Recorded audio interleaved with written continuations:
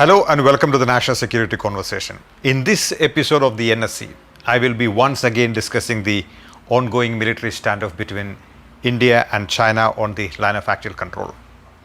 There is today a growing number of reports that convincingly show that the Chinese PLA, the People's Liberation Army, has encroached into and captured territory on the Indian side of the LAC. This is in many ways unprecedented and different from the previous standoffs such as the ones at Depsang in northern Ladakh in 2013, at Chumar in eastern Ladakh in 2014, and at Doklam Tri-Junction in 2017 for several reasons. For one, there are several coordinated simultaneous PLA operations happening at this point of time, all with green signal from the top military and political leadership in Beijing. Secondly, the current PLA encroachments are in areas that are previously uncontested. Now, that's an important point. And thirdly, the PLA incursions in eastern Ladakh are taking place at a strategically significant place from an Indian point of view. So, is this really a result of differing perceptions of the line of actual control as many people are making them out to be? Indian Army officers who have served in the area have pointed out that although the line of actual control is not marked on the ground, the location of the LAC is pretty known to and very well known to actually to both the Indian Army and the PLA. Therefore, they say that the differing perceptions theory is a convenient tool used by the Chinese to encroach into the Indian territory. Talks are currently underway between the two sides to resolve the issue, but China has the advantage of surprise, has made the first move, and has conventional military superiority over India. Does it mean that India will have to accept the fait accompli and move on? Or will New Delhi ensure that the status quo ante as of April 2020 is re-established and reinstated? To discuss this, I have with me General H.S. Panag. Lieutenant General H.S. Panag served in the Indian Army for 40 years. He was the Northern and Central Army Commander. Post-retirement, he was a member of the Indian Armed Forces Tribunal. Today, he is a well-known columnist and commentator on strategic issues. General Panag, welcome back to the National Security Conversation. Good to have you. Thank you very much. It's always a pleasure to talk to you, Happymon. General Panag, thank you. Over the past several weeks, you have been making a very forceful argument that the Chinese soldiers have crossed into the Indian side of the line of actual control. Tell us more about it. What is your assessment of the scope and scale of the Chinese intrusion into the Indian side? You have been writing about it. I've read your pieces, but I think it is important that you explain in your own words to our viewers. Okay, just a word first. That the Chinese thought process is always strategic. They never do tactical actions in isolation. So the strategic backdrop for the current happenings on the LAC is that the fundamental thing about China is China considers India to be its competitor. Not only in Asia, it considers that India will be a competitor tomorrow in the entire world. India will become a pole by itself. Right. So it wants to impose its hegemony on India. So it picks up the border dispute, which is, there right from 1950, and 70-year-old dispute. And because the borders are unsettled and the LAC demarcation has not taken place, China is in possession of territory, our territory, and there is a asymmetry in the rival capabilities. China is far superior to us militarily. That's right. So it uses this weakness of ours or the ambiguity about the LAC to impose its hegemony on us. That is the strategic thought process of China.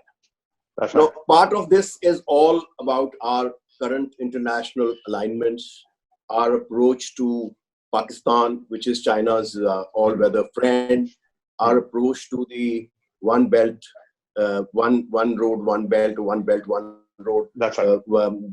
This thing phenomena, the fact that we have laid claims to Baltistan, and even Home Minister has mentioned about Aksai-Chin. Yeah. So these things are all at the backdrop, if not to forget the Tibetans, who have got a government in exile in India, while the government of India says they are only guests here, given shelter. But the fact is that there is a Tibetan government in exile in India, and the Dalai Lama is alive and very much in India at the moment. And China considers its periphery, both here as the Uyghurs, as a threat to itself.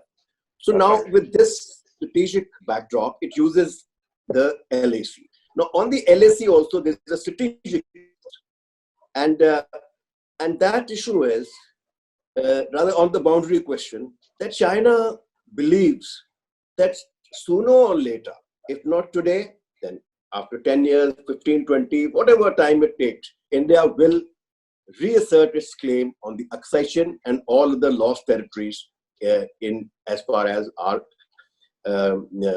especially Ladakh is concerned. So it is very sensitive to any threat developing to Aksai-Chin. Our infrastructure, which has been developing over last decades, but certainly under this government, there has been an impetus given to this development of this border infrastructure, or its completion, I would say. Not that it was not being done before. Which so is we have made one strategic road, that is the Darbuk, Shok, Daulat Beg Oldi road, which goes right up to Karapur. That's right. Now, the other thing is that the southern part of the Aksai-Chin, the threat to it can develop from the Changchenmo. Right. And the third part is that the Pangangso area is part of the threat development to Changchenmo, and also that we have developed some roads towards Anila Pass, and even the Changchenmo road itself has been developed up to Hot Springs. So if we get behind the Pangangso finger area to the north via Anila Pass, then we enter Khurnak directly, and from there another route that goes to Changchen. So this way we get hold of this area, which has been secured post 62.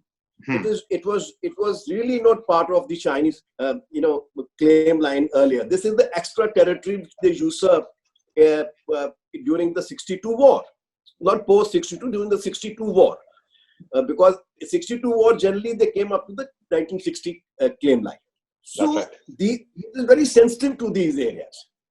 The Daulat Beg Oldi sector is the only sector from where we develop a direct threat to Aksai-Chin. By the way, it's our own weakness, because our line of communication is very tenuous. It runs parallel to the line of actual control. Our alternate road could not be built. That is from the Nubra Valley via Sasirla. Sasirla is snowbound. It's at best a short duration summer road, or we make a tunnel through that. And then the southern front of the Aksai-Chin. So it's very sensitive to this. Now you see the three intrusions that have apparently taken place. We'll start from the north. First is that as we are built up, we have now positioned a brigade in the Daulat Beg Oldi area. And for quite some time, I don't know the exact date when it was positioned there. So the LAC has been running parallel to the road runs parallel to the LAC. And one of the closest points is the Galwan River. Now, Galwan River, the original location where we were pre-62 was not the present LAC. The present LAC is only 5 kilometers. The post of 5 Jat, which fought valiantly there, was as the river takes a southeastern turn from the 5-kilometer mark, it was still another 10-15 kilometers ahead. That's right. So during 62, instead of restricting itself to that post, it came right up to the present LAC. And there was no dispute here. It was generally accepted. So long as you were making the road to DBO, and it was vulnerable at this point, China kept quiet. But then we started making a feeder road. Now, what is the advantage of a feeder road? Once you make the feeder road, then you can defend this area of the Galwan mouth, or the Galwan junction, beyond the Galwan junction, 5 kilometers, where it joins the shore, by sitting on the heights. And this road gives you a better infrastructure, to do that. And plus improves your patrolling. And then Galwan itself is an avenue to the Aksai chain. Though a difficult one, but it is there. So this is one area of the intrusion. There was no dispute here. They probably came in here sometime end April or beginning May. And there are two ways they could have done it. One was that they came in just 2-3 kilometers and then climbed the hills to the north and the south, because without securing the hills, sitting in the valley is meaningless. That's only a border action. That will be done by border guards and not by the border defense units, not by regulars who have come in. So what they have done is they have seized the hills to the north and to the south, and the penetration itself may be either 2 to 3 kilometers, or if you take the hills that are with them, it could be 3 to 4 kilometers. So just to clarify, when you say they have seized the hills north and south, they were in India's possession before April. So you see, the thing was that we made the cardinal mistake. We went for these hills were not that is related to the pattern of defense of the LAs of the entire Ladakh. In Ladakh, the main defenses are way behind. And in this area, we had not developed any main defenses so far. That's right. But they were understood to be on the Indian side of the LAC. So since there was no dispute here, it was only ITBP patrolling. Correct. And there's the ITBP post. So we were not holding these lines. But logically, if you are developing the road in a sensitive area, you should have held them beforehand. We did not, apparently. So while there are no evidence of satellite imagery that they are holding the hills, but logic says there's no point coming in the valley if you're not holding the hills. Now, if they are not holding the hills, then logically we should be holding the hills, which is not the case. Right? So this is one area of intrusion. The road to the sensitive area of Aksai chain, VBO has been sort of cut off at the moment, effectively. And DBO, before I move to the other sector, is one area from where a collusion with Pakistan is possible. Because just west of it is the Nubra Valley. So if they enter via Sasirla and go down, the entire Siachen Glacier is cut off. Interesting. Because Nubra Valley is one of the feeders. And then remember that the Shaksgram Valley, which has been ceded by Pakistan to China, is touching Karakoram. And now they are developing an airfield there. Interesting. So this area collusion is possible, and especially a joint action by Pakistan in Siachen, because Siachen, after all, Pakistan is very, very sensitive about, and a limited Chinese action taking place there. So anyway, I'll leave it at that. Unless you want to ask me to finish this point and ask your question.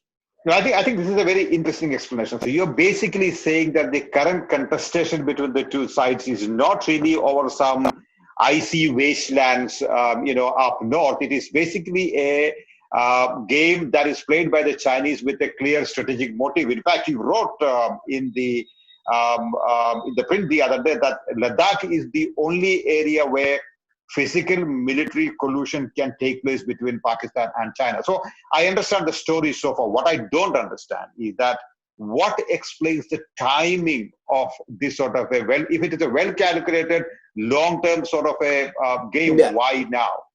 Yes, I'll explain to you. 5th of August last year, we upset the Chinese way of thinking and Pakistani way of thinking by abrogating Article 370's application in certain matters to Jammu and Kashmir, and we created the Union Territory of Ladakh. Because China, firstly, is very sensitive to this matter.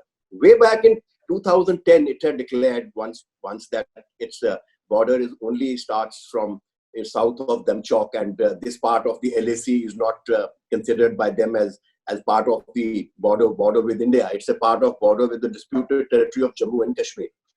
On 6th of August itself last year, China had given a statement about this issue.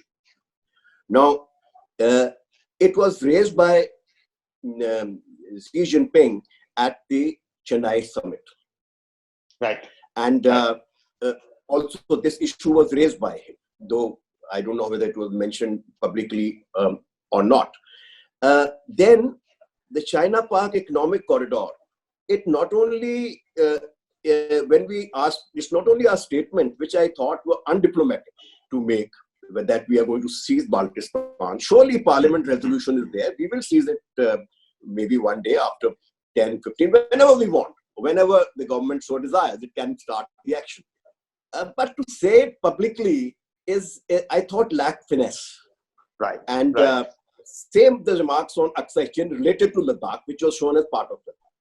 Another point that which people miss out is that the threat to Gilgit and Skardu develops from the Shok Valley downstream.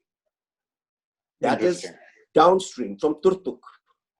And it can all from here as well as from the Indus Valley in Batalik. So, and this is, if you recall Operation Trident and read between the lines, one of the objectives was Skardu. Okay. When the things started hotting up, if the Ravi Rekhi has written this in his, I think, War That Never Was, or one book he wrote on this issue after Trident, as to what are the real objectives of Skardu. And how far is Gilgit from there? Another 40 kilometers. And this is from where the China Park Economic Corridor passes. So it's a very sensitive territory. And if China tomorrow seizes Daulat Beg Ondi, gets down into Nubra, it forestalls that option too that we have. So how far from Nubra Valley are they perched at this point of time, in your estimate? The Chinese? Right. The total, I think, as the crow flies, it's just about 50 kilometers. 50 kilometers. All right. That's from Nubra Valley. That's sensitive. It is just on one side of the Siachen Glacier lies the Daulat Beg Oldi sector, the heights on top of glacier which we occupy. Glacier itself is one part, but it's the heights, the western heights on top of which we are sitting at the moment. That all these areas, Bilafondla and Banatop and so on, right? And on the other side, in between, is the Sasirla and this ridge line, and then is the Daulat Beg Oldi. This is interesting. So you are basically saying that there is a larger strategic implication underlying what is happening between the two sides at this point of time. And this is would you also say that this is characteristically different from what happened, say, in 2013 at the Depsang in the northern Ladakh, at Chuma in eastern Ladakh in 2014, and at Doklam in 2017? Yes. Is it? Yes. I think those actions were no. The 2013 action was related to this road itself, because not only can the road be interdicted at Galwan, as it enters the Depsang plains, it travels a long distance to DBO. Again, there it is running parallel to the LAC. So that part was related to the threat again to this road. And at that time, the China Park Economic Corridor was still in nascent stage. So things had not, warmed up to that extent. So I would say that if they had a foresight, could be linked to it. Now, Chumar was more of, China had developed a road there, and we had moved some troops to the area of Chumar. Chumar, incidentally, is not on the LAC. It's on the international border, south of Depsang, south of Demchok is international border. Interesting. Yeah, you wrote about it. Yeah. Yes. So that was also a signal about what China's overall strategy is when Mr. Xi came here for a visit. So I think while incidents have been going on, that is just to keep the situation light. But Chumar and Depsang 2013 were certainly serious ones, and former related to the interdiction of the road, and Chumar, because Chumar's importance is that from Damchok itself, the town of Nagari, which is also their kind of provincial headquarters, is just 50 kilometers, and from Chumar it is, as the crow flies, even a little closer.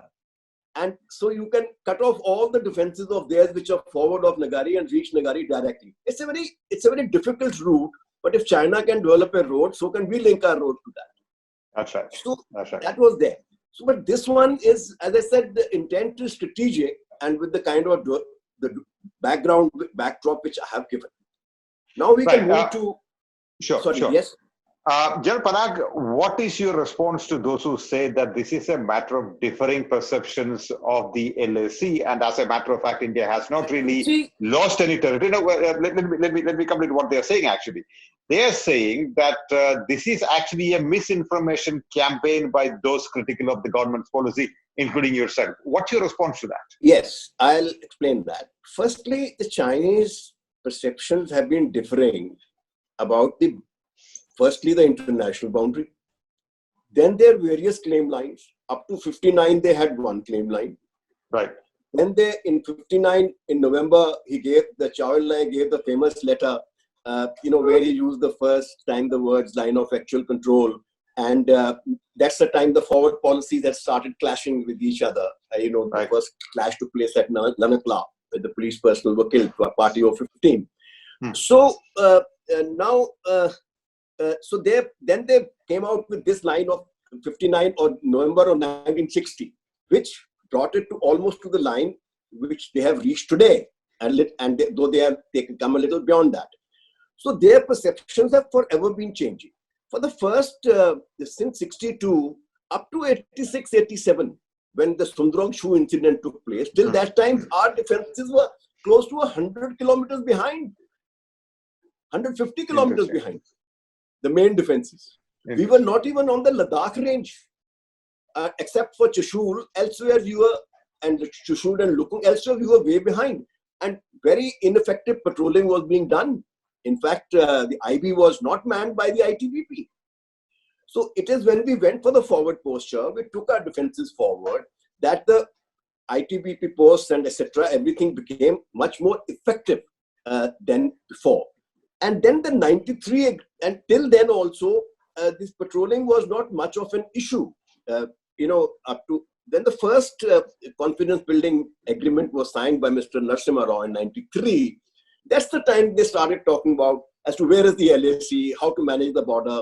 And then they came up with this differing perceptions. Now the differing perceptions are related to both their strategic and tactical interests. Wherever they want an advantage. So they want an advantage in DBO. They don't want us to threaten them.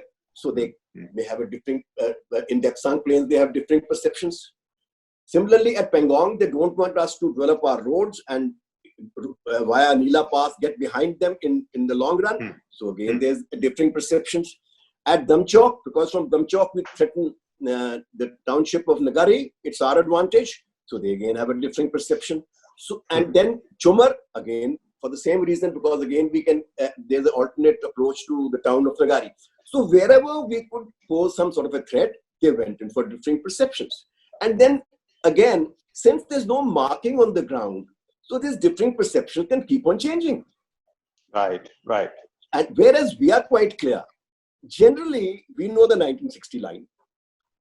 Our last posts in 62 were located there. Sirijap 1 and 2. Are just ahead of Finger 8. And Galwan, we were a little forward. Galwan, they had come in 62, they had come earlier. Hot Springs was, Konkala was very much our last position. So we know the LAC. Now, in Hot Springs again, there was no differing perception, but suddenly they have created a differing perception. They said that you have threatened us in this thing. There's a loop being made by the LAC at Konkala. Okay, the loop, the LAC runs west to east, goes around Konkala, again turns east from there. So it's a loop. Right. And the Hot Springs is at the base of the loop. It can be approached from the south as well as from Konkala. Now we were developing a road to Konkala, which is the southern approach to Aksai Chin, because Lanakla is the point where our police patrol was ambushed in 1959. Right. And so now they have interdicted the track building activities which were going on between Hot Springs and Konkala. So that is why, and there was no differing perception there. Kolkata was very much there in 62 and Hot Springs also, which they vacated. So again, they have created a differing perception line. Whereas in Pangong, they had given a differing perception. And the reason was very simple. They want to be at Finger 4 so that the junction of roads at Phobrang, from where a road goes to Changchenmo and one goes to Anila Pass, it's a Y like this, it goes like this. So it's easier to interdict it from there. Whereas moment you go to Finger 8, you get more depth once the regular troops occupy. At the moment, of course, it was only ITBP holding it. So this differing perception is forever changing. And in the pattern of defense in Ladakh, even today, because of terrain configuration, our defenses, main defenses of the regular troops vary from 10 to 80 kilometers behind. We are sitting on the Ladakh range, Tungti, which is the center point of our defenses. It is 70 kilometers from Damchok. Right. Now, we secure these forward areas with the selective manning of positions by mechanized forces and by surveillance, right? So that we can shape the battle. But these are all for full-fledged war. Now, when the ITBP only polices the border, it polices the border. It's not defending the border. That's right. Yeah. And it is at sensitive points, and there are vast differences between the gaps. If you want to man the LAC like you are manning Punjab or Rajasthan, it can be done. Yeah. Increase your sort of ITBP tenfold, then they'll not man the border continuously. And then today we are holding Ladakh with one division. Put 3 divisions. Right. And you can hold it like the LOC, and we may well be sucked into that. If we find that China's perceptions keep varying again and again and again, the only way out for us, other than making counter actions like occupying similar property, similar sort of areas which are not held by China, so we may end up holding it. So this differing perceptions is a very dangerous theory. That is why I have written in my article that at the end of this current confrontation, we must ensure that area by area, a proper marking of the LAC takes place. If it does not take place, his perception will keep on changing. And the person who seizes the initiative will always come forward and seize the point. We can do it. But you have asymmetry in terms of capability. So you are a little hesitant. I mean, you are hesitant to do it. So if today it is Pangong, tomorrow it will be the Kailash range. The entire Kailash range is not held either by China or by us. The LAC passes over the Kailash range. The 62 battle was fought there. Razangla, Gurung Hill, Magar Hill, it was fought there. The entire LAC passes over that. So, but we are not holding it the moment today because we felt to paraphrase you, what you're saying, General, is that those who make the claim about perceptions, differing perceptions, are actually buying a very dangerous argument, which is conveniently propagated by the Chinese side, right? Because if you go by that, there are many places which are not held by either side. And if they are strategic enough, the other side is going to take that. And given the Chinese superiority in conventional terms, they may actually be better placed to take over these places. Absolutely. And you see now what happens if let's say, out of these 3 areas, the differing perception is only in Pangong. What has happened now in the last 1 month plus, what has happened is that Chinese have come to their claim line, that is at Finger 4, whereas we cannot reach our LAC, which is at Finger 8, and that is good 7 to 8 kilometers away. So what has happened? Willy-nilly, whether you call it, they have only the claim line. Matters to us is our LAC, what we consider the LAC, not China, which is forever changing its claim line.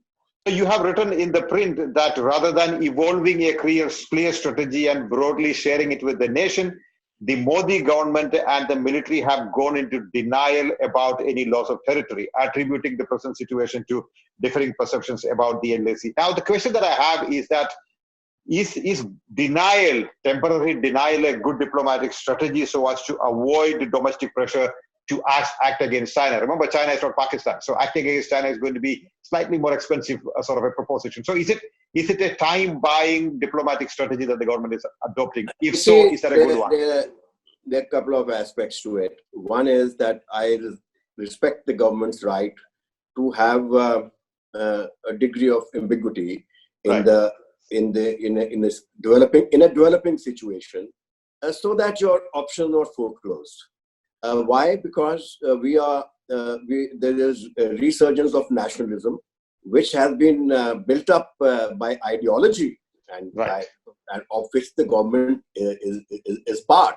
So if the people see it as giving up your territory or our territory has been lost, it's a very emotional point, and government's decision making will to that extent get handicapped.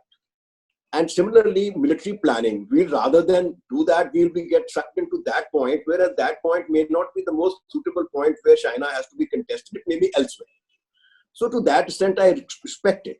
But having said that, when today every soldier is carrying a mobile phone, there is satellite imagery available, which sooner or later will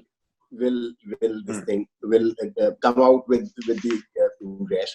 So there is also a requirement that you have to share to a certain degree with the nation. I mean, I don't expect to say that this is what has happened. It should simply be that China has come up to XYZ, which is their claim line. Consequently, we can't patrol up to our LAC. It's a fact now. We can't patrol up to the junction of the LAC in Galwan. We can't patrol up to Konkala, and we cannot patrol from finger 4 to finger 8. So this much is now a fact. So this should be shared. Otherwise, the perception, we lose the battle of perception. China says exactly this, that I have not done anything. I have just come up to my own area. Right. And it is your mischief. And when people argue there is no intrusion, nothing has happened, what are you doing? You're playing into Chinese hand, like I wrote in my last line. The acme of skill is not to win in 100 battles, but to win without fighting. China is winning without fighting. That's right. So you're playing into their hands. Whereas if you say that this is what has happened, and now we are negotiating, and our priority is diplomacy, and to restore status quo through the existing border, it would be a fair one. So denial is not the strategy; it's the right strategy. Denial, I think, is that way you play into the Chinese hands. Right. Again, generally, you wrote that India's task is cut out. It has to ensure that status quo ante 1 April 2020 prevails for quasi-sanctification of the undemarcated LAC, so that China does not advance similar claims in future to gain tactical advantage and embarrass/humiliate India at will. If it cannot be done diplomatically, it must be done forcibly. General Panag, it is one thing to ask for a forcible eviction of the PLA troops, but an entirely different thing to use force against a militarily superior adversary. However justifiable the cause is. Don't you think so? See, it's like this. At certain times, hard decisions have to be taken. There are 93 to 2013, I think there are 5 border confidence building measures. There have been 14 meetings between heads of states, and there have been 2 summits. This border management theme has been played out. It is a major part of all these agreements as well as the meetings that have taken place. Right. Yet, we have reached nowhere. So unless at the end of it through negotiations or diplomacy, as I say, quasi-sanctification, that we must say that the LAC cannot be violated. And by default, if we still agree to the existing differing perception, we should not violate their so-called line of Chinese line of control, but patrolling can continue. So a kind of no man's land can be created, but these should be again demarcated, and it should be absolutely clear so they don't change tomorrow. that's the part of what I am seeking diplomatically, as you know, and in terms of military talks that are taking place. Right. But coming back to the point of use of force, see, if nothing like this happens, one option is that we give up, we agree to what China says, and we surrender. Though I don't think it happens like that, because even if, let's say, we come to a diplomatic agreement, it will not be expressed in such words. It would be that they would impose a condition on us: don't develop any further infrastructure beyond Finger 4, beyond hot springs, and into the Galwan Valley. And do not occupy the heights on top of Galwan Valley, and don't occupy Konkala and hot springs with regular troops. Something like that is the condition that they would impose. And the conditions that they would impose to fulfill their strategic intent of imposing their hegemony, that which affects our foreign policy, would have to be seen in the long run. After all, we have been through this. We have at Doklam, we both agreed to disagree. We declared victory, and we said that we Chinese have pulled out. But the fact is that barring Zongferi Ridge, which they have left out as a token of that Wuhan spirit, rest of the entire plateau has been totally littered with Chinese infrastructure. Absolutely, Today. absolutely. So what is the end result in the end? So I mean, this was the end result there. So what may happen is that government may easily declare once status quo is restored, even if we give in, we may not know how much we have given in or not given, because these things remain shrouded in secrecy, and it always remains like that. And so, but it may declare victory. But what if we do not get agreement, a quasi-agreement? It would be worth giving up these concessions, provided that each and every differing perception is hereafter surveyed and marked, so that nothing more can ever happen. And overall, the so-called joint, the working groups that have been held 22 meetings, in their 24th, 25th, 26th meeting, then they end up exchanging maps over the next 2 years. Yes, then it's a concession worth giving out, at least to manage the LOC, if not the final boundary question. But if we don't do that, if that China is not agreeing, and the very fact that they sent a Major General to meet our Lieutenant General today, whereas, of course, it was a... Although he's also core commander. Although the Chinese... Yes, but it was well known to us. China has no cores. China has no cores.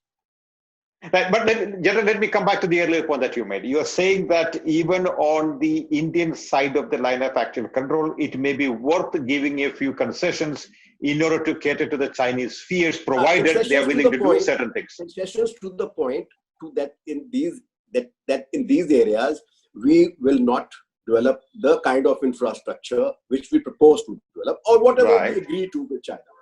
Provided. It's not that you give up everything, but you restrict yourself, that this area will not be occupied in strength. Right. No regular troops will be deployed, something like that. In return for after all, quasi-sanctifying. The agreement also said that tanks will not be taken to within 10 kilometers of the LAC. Whereas in the 86, 87 and 88, 89, there were no such restrictions. There has been Indian Army used to carry out flotation exercise in the Pangong and near Lukum. I understood. So these concessions. So you're saying these concessions can be given in return for what? For a quasi-sanctification of the sanctification and marking at least of the areas of differing perceptions, and subsequently in the joint working groups, the demarcation of the LAC. That's a broader, but which will not settle the boundary question. It will only settle the management of the LAC. Right, that's one part of what you have written, General. The other part is, if the Chinese are not going to be amenable to a diplomatic solution, then it must be done by force. What are those military options that we have? I feel that while there is asymmetry, it's more in the technological realm. And when it comes to high-altitude warfare and mountain warfare, the technology has got its limitations. as we realized and superiority, as we realized in Kargil. A handful of people sitting on top of a hill can do much more damage than an army with all its technology, pounding you everywhere. And numerical superiority. And technology, as we have seen in the case of America also, where it has used it in Iraq, it has used it in Syria, has got a severe limitation. And there are ways and means of overcoming the handicaps of technological superiority. Numbers wise, there is not much difference. We are numbers, we can muster as much in numbers as we like. So having said that, I would say that we may not have the offensive capability where once you go on the offensive, you become more vulnerable to such action because you tend to open out. But if we can seize similar areas, and there are enough areas around, I will not go into the details, and these have been very much part of our plans. And since this area is in question, this area between finger 4 and finger 8, this was one of the areas which was one of our preemptive tasks. Okay, since it's already being discussed. So there are many areas where Indian Army can seize, we have advantage, and we can seize certain areas. And it's a question that whether we can take some of these are on the LAC itself, but put China at a big disadvantage. And some, like if China can have a theory of differing perceptions, even we can also say that one of our grazing grounds is overlapping. Our Regos have been going there all these years, and so on and so forth. It's entirely up to you. So you can do it, but then the consequences will be prepared for a sharp skirmish. And right. I think in such a skirmish, we will be able to give China a bloody nose, and which for China, it would be a defeat. And China cannot also risk a war at this time.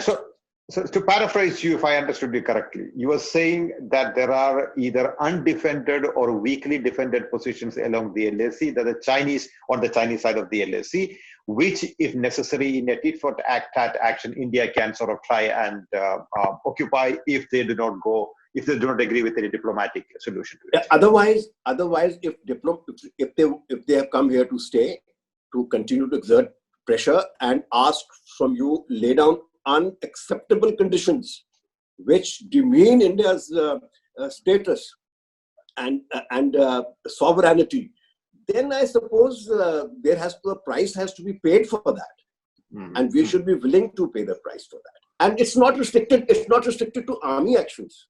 You can take action by the IAF, while IAF is almost at par with the People's Liberation Army Air Force in the high altitude areas. We're having a much better advantage of flying from lower altitudes vis-a-vis them flying from higher altitudes. Though of course they also have air refuelers and all that, but we are with a very big speed advantage. So you can do certain things with the IAF as well.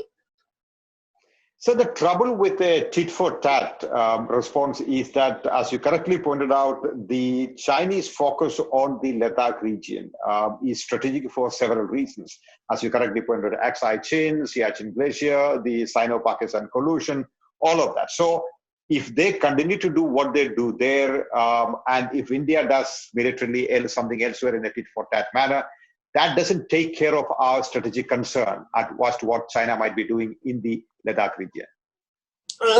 I see what happens is you have to start on certain assumptions, and one assumption is that China also does not want, given its current status and its focus on, becoming a world power, it cannot be seen to be fighting a full-fledged war, and right. That is why it is very important that China should be seen as an aggressor. This is what we should tell the world, that this is what China has done. Why was Pakistan seen as the aggressor across the line of control, which everybody thought the line of control is not the international boundary and finders are keepers? Why was this? Why Mr. Bajpayee's policy was very correct. He sanctified the LOC. You cannot alter the status of the LOC, and that's exactly what Bill Clinton told Nawaz Sharif. Go back. So, if it happened there, exactly, our approach to the world should be, yes, China has violated the LAC here, and here, and we reserve the right to take similar action. That would be a fair one. And Right. China cannot risk. If at the moment, what is the social media justification? Nothing has happened. China has done nothing. Right. It's only come up to its own areas, and the government has been in denial about the exact state of the intrusions. So, as I said, told earlier, this is playing into the Chinese hands. Even the world may not. The world is also talking in ambiguous terms. Oh, there are areas of different perceptions, etc. No, the LSC for us has sanctity. He has crossed the LSC and prevented us from reaching our LSC, and even the patrolling. It is aggression. We cannot allow it. And once you do this kind of international justification, then your actions will also be equally justified. General Panag, I'm going to draw. Let me qualify that I have said that everywhere in my article that the first priority is diplomacy. And for the last so many years, all the previous intrusions have been handled diplomatically. Again, what happened in the end, what concessions we gave are not in public.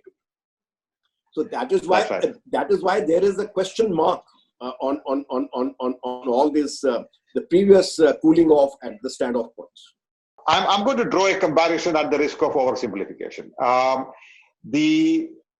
When the Indian army struck the Pakistani across the Pakistani side in 2016 in a surgical strike, the Pakistani side refused to accept that there was any surgical strike. They basically denied that there was any surgical strike, and they did not respond to it. Now, the Chinese side has crossed over to the Indian side.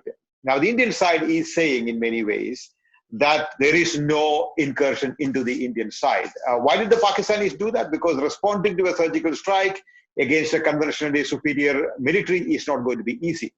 For the Indian side now, if you accept that there is aggression, responding to a conventionally superior China is not going to be that easy. But if you admit that, then you're going to lose face domestically.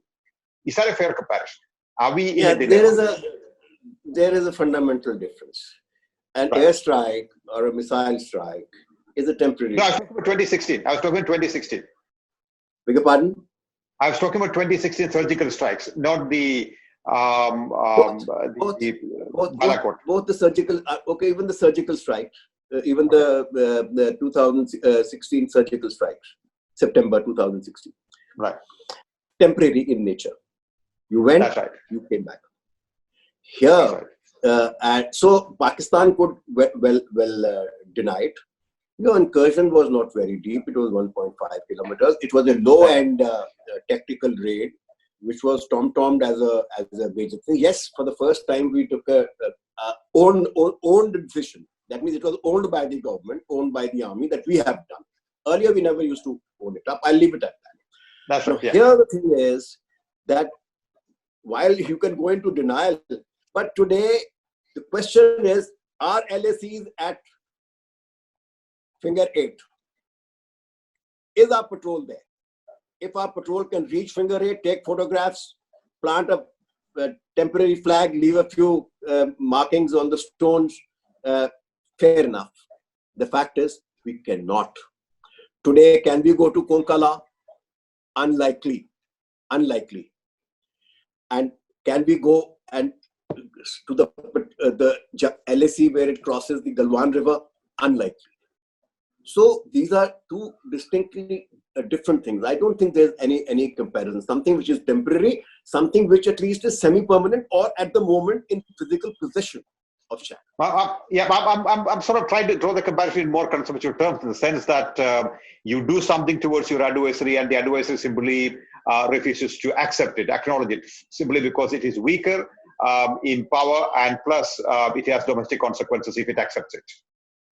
It was a fair tactic in 1959 to 1962 when nobody besides the military used to go there. Even the military communications were very poor, and nobody knew what was happening.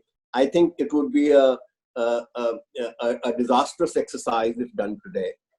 And because sooner or later, your soldier journalists themselves would leak out the information, and others would find out the information, and there are ways and means the journalists and all have, and it will be a perception management disaster.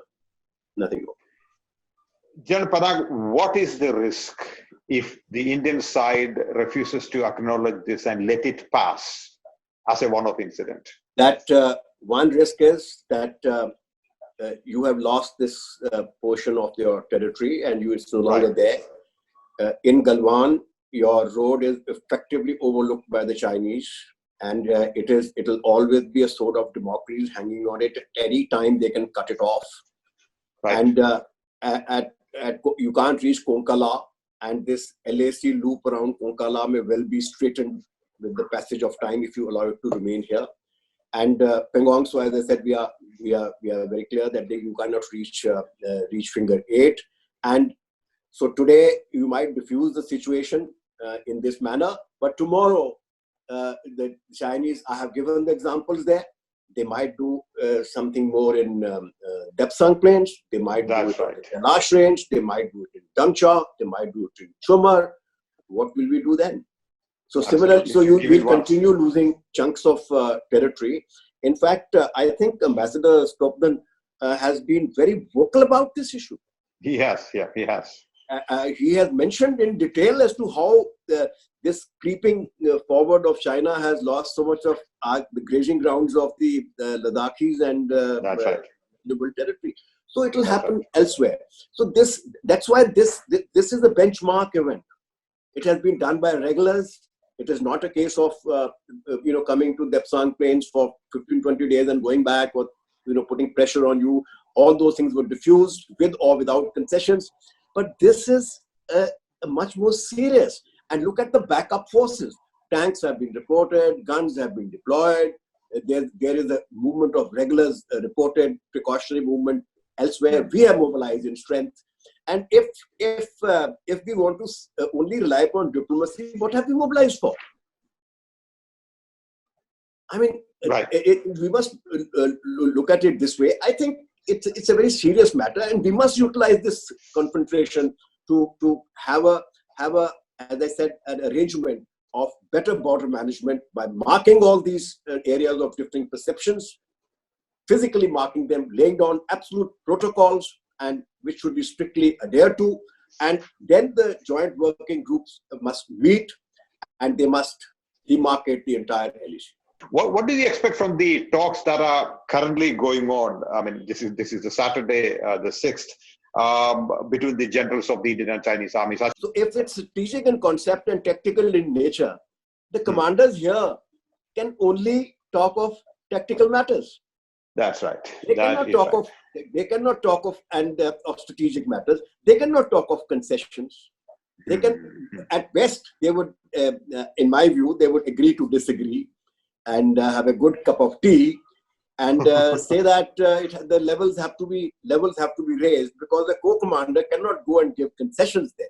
He can at best assure them that we'll adhere to the border management agreements, right? And you allow us to patrol up to Finger 8 and this and that, etc. But that may not be if that was acceptable to Chinese. What was the fuss of all about? They didn't have come here. They can say, okay, no guys, don't fight anymore, don't punch each other anymore. Don't use clubs. That's all. Let me ask you my last question. And here is the question. We have for a long time, we have been talking about the possibility of a two-front war. It is one thing to talk about the two-front war, but today, I think some of your answers sort of signaled towards the possibility of a collusion of the Chinese and the Pakistanis in the Ladakh region. You pointed out reports about the NLI doing exercises, the Chinese doing exercises. Are we looking at the collusion of the two armies against Indian interests in the Ladakh region? And if so, how serious is that? Firstly, the probability of a full-fledged war between India and China, or India and Pakistan, or as a war between, Right. where there's a collusion between Pakistan and China and India, a full-fledged war, are zero. That's There's right. no probability, because That's if it comes to, if the stakes are very high, all three are nuclear powers, and we can exercise as much brinkmanship as Pakistan does or as anybody else does. So there is no question of full-fledged war. Yes, short of that, in terms of context of limited war or in the context of border conflicts, there's very much a possibility. And the one place where it is most likely is Ladakh. That if something happens in Ladakh, even in terms of border skirmishes, with Pakistan, China can, take help assist it, and vice versa. And there can be a phenomenal amount of collusive support as far as the Air Force is concerned.